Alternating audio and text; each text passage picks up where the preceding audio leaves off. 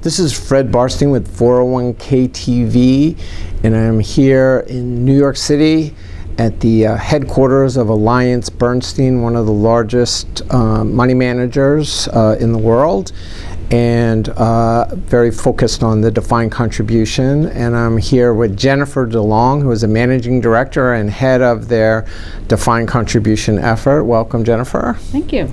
Okay, if we ask you a few questions Sure, today. that'd be great. So one of the topics, that's near and dear to the hearts of our audience is about the default option, which tends to be the target date. That's the most popular, and there's a lot of changes going on in the institutional market, and we're wanted to hear and learn more about it because maybe that'll come down market. So tell us what's going on with custom target date solutions in the institutional market.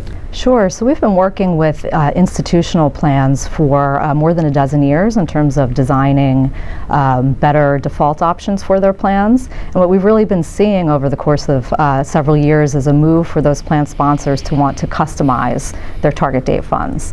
And so what that means is that they're customizing the actual glide path.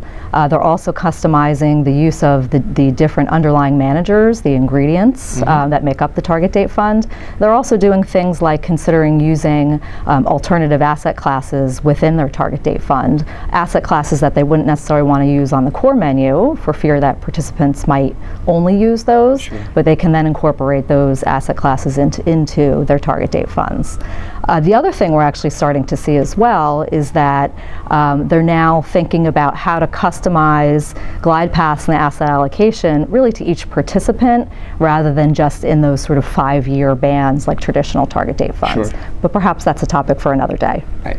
So why are these plan sponsors making this move? Well, we find that many of these plan sponsors, especially with their history of working on their DB plans, right, they really want to be able to design glide paths that are right for the unique demographics of their own plans. And so being able to customize that glide path for things like whether or not their participants have a pension plan, sort of the average tenure of their participants, unique attributes of their own workforce is something they've been very interested in.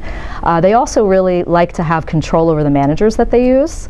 As in their history in their DB plans, they would never use just one manager for all asset classes, so they want to be able to implement that in their target dates as well. Right. And as mentioned, they also want to be able to use some unique investments within their target date funds, things like alternatives. So how does that translate down to the retail? Because they can't, they don't have the, the assets to maybe customize as much. So Right. what is happening in the retail market? In the retail or smaller end of the plan market, we've really started to see sort of a 2.0 version of target dates as the product development in this space really continues. And so now there are solutions available that really do incorporate some of those best design features that those large plans are using in custom target date in off-the-shelf solutions.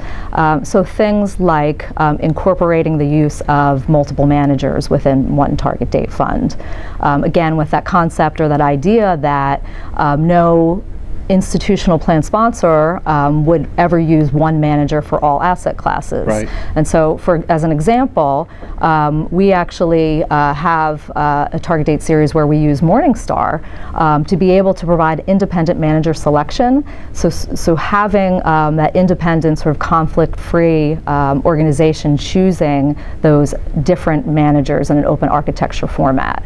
Also, there are target date series now that do incorporate alternative investments, diversifying asset classes that are different than stocks and bonds.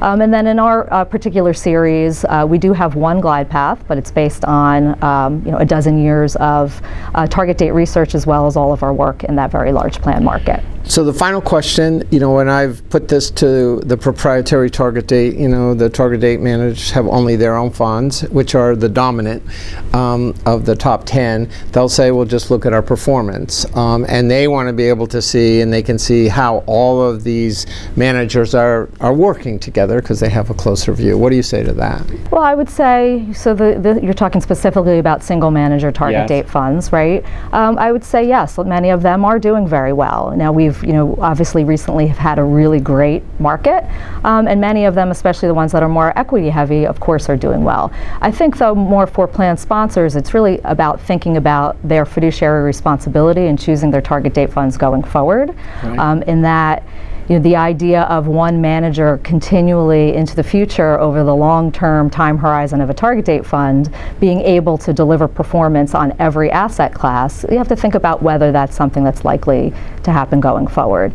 And then the other aspect I would say about that is that whole concept of independent manager selection. Without that, a single manager target date fund, the question is, will they remove or replace their own managers if they do become underperforming? Right. And you don't really see that a lot. No. So we really believe that independent manager selection, having again another party making those decisions as to when to remove or add managers, is really, really important. Right.